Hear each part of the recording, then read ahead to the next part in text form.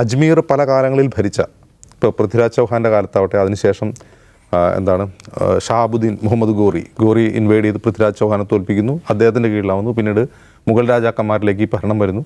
അപ്പോൾ ഈ അജ്മീർ ദർഗ ഇദ്ദേഹം മരിച്ചു കഴിഞ്ഞതിന് ശേഷം ഹുമയൂണിൻ്റെ കാലത്ത് മുതൽ ഈ ദർഗ നിർമ്മാണം തുടങ്ങി അത് അവസാനിക്കുന്നത് ബ്രിട്ടീഷുകാരുടെ കാലത്താണ്. അത് പല ഘട്ടങ്ങളിലായിട്ട് പണിത ഒരു ദർഗയാണ് അജ്മീർ ദർഗ.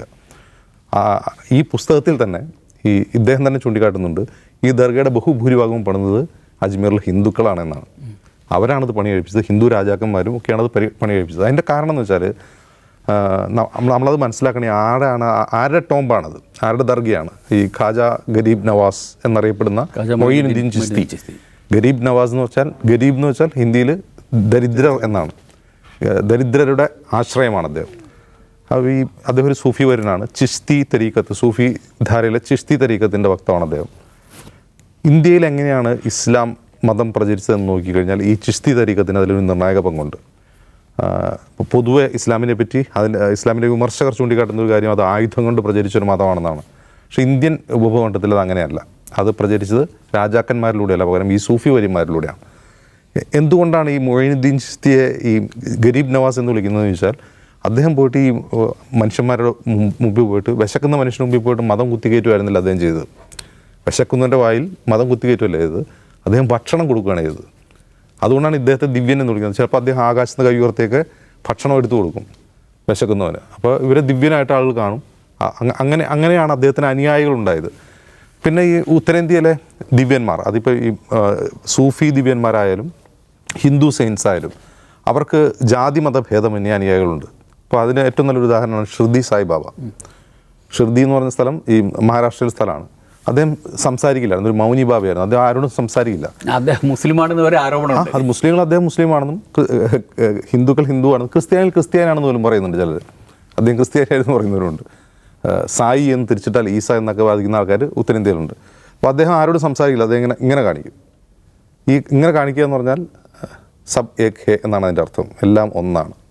അപ്പോൾ അദ്ദേഹത്തെ ഷിർദി സായിയെ അവിടുത്തെ ഹിന്ദുക്കളും മുസ്ലിങ്ങളും ഒക്കെ അനുയായികളുണ്ട്. അതുപോലെ ഒരു മനുഷ്യനായിരുന്നു ഈ ഖാജ ഗരീബ് നവാസ് എന്ന മൊയ്നുദ്ദീൻ ചിസ്തി. അപ്പോൾ അങ്ങനെയാണ് അവിടെ ആ മേഖലയിൽ ഇസ്ലാം, പ്രത്യേകിച്ചും രാജസ്ഥാൻ്റെയും ഹരിയാനയുടെയും മേഖലയിൽ, നമ്മൾ മേവാത്ത് റീജിയൻ എന്നൊക്കെ പറയുമല്ലോ, ഈ മേഖലയിലെ മുസ്ലിങ്ങൾക്ക് വേറൊരു പ്രത്യേകത ഉണ്ട്. അതായത് ഈ ഗരീബ് നവാസിൻ്റെയൊക്കെ പാരമ്പര്യത്തിൽ സൂഫി ധാരയിലൂടെ ഇസ്ലാമിലേക്ക് വന്ന ആളുകളാണ് അവർ അമ്പലത്തിലും പോവും, പള്ളിയിലും പോവും. അവരുടെ വീട്ടിൽ കൃഷ്ണനെയും രാമനെയും ആരാധിക്കും.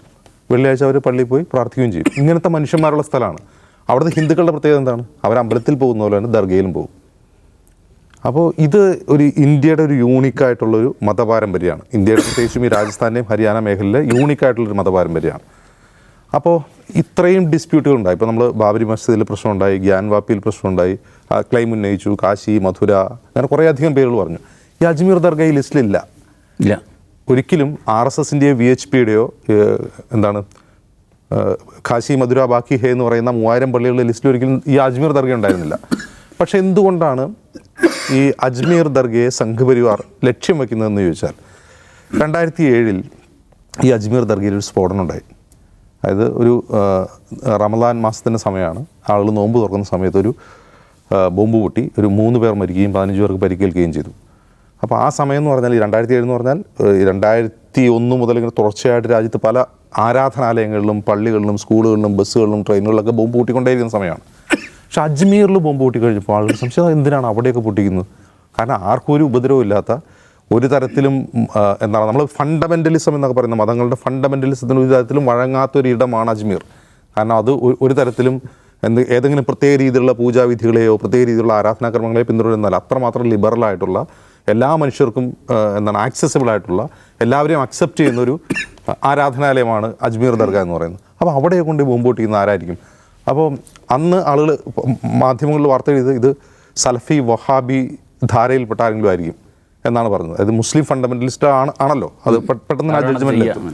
പക്ഷേ ഇത് അന്വേഷിച്ച് വന്നു കഴിഞ്ഞപ്പോഴാണ് ഈ സ്വാമി അസീമാനന്ദ പിടിയിലാവുന്നു. അദ്ദേഹത്തിൻ്റെ കൺഫെഷൻ സ്റ്റേറ്റ്മെൻറ്റ് മജിസ്ട്രേറ്റിന് മുന്നിലും അറിയുകയും ചെയ്യുന്നു. ഈ ബോംബ് സ്ഫോടനമല്ല, ഹൈദരാബാദിലും അഹമ്മദാബാദിലും അജ്മീറിലും ഒക്കെ പൊട്ടിച്ചത് ഞങ്ങളാണെന്ന് അദ്ദേഹം പറയുകയും, അതിൻ്റെ അന്വേഷണത്തിൻ്റെ ഭാഗമായി 3 RSSകാർ, അതിലൊരാൾ മലയാളി കൂടിയാണ് കേട്ടോ, അതിൽ പ്രതിയേർക്കപ്പെട്ട ഒരാൾ ഒരു സുരേഷ് നായർ വടകരക്കാരനാണ്, RSS പ്രചാരകനാണ്.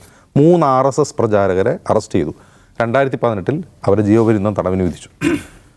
അപ്പോൾ RSSനെ സംബന്ധിച്ച് ഒരു മൈത്രി കേന്ദ്രം എന്നുള്ളത് അവർക്ക് അംഗീകരിക്കാനേ കഴിയില്ല.